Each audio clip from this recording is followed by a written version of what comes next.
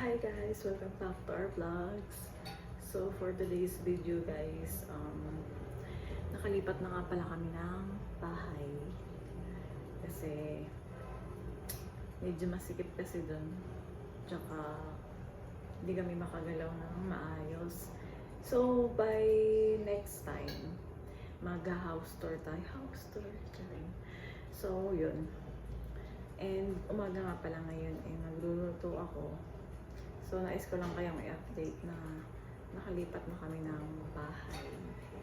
And thanks God sa lahat ng blessings na dumarating sa amin. And naway magtuloy-tuloy para mas okay. And ayun, nakapag-focus na kami sa vlogging. Kasi may wifi din dito. Tsaka, ayun, nakakagalaw kami na maayos.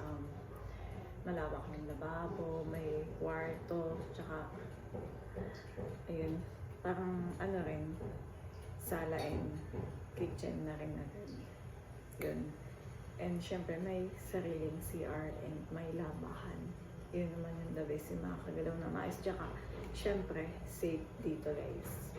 And sa susunod nga magkakaroon tayo ng house tour pagka okay na. Kasi kulang pa din kami sa mga gamit dito sa bahay. Kasi nga, kalilipat lang namin. Tsaka hindi kasi kami masyadong bumili ng gamit dun sa kabila. Dahil wala kaming paglalagyan. So, yun lang guys. Update ko kayo by next time. And then, abangan nyo yung mga vlog namin. Yan. So, sana ay maging okay na ulit yung vlogging ko. Mag-click na naman.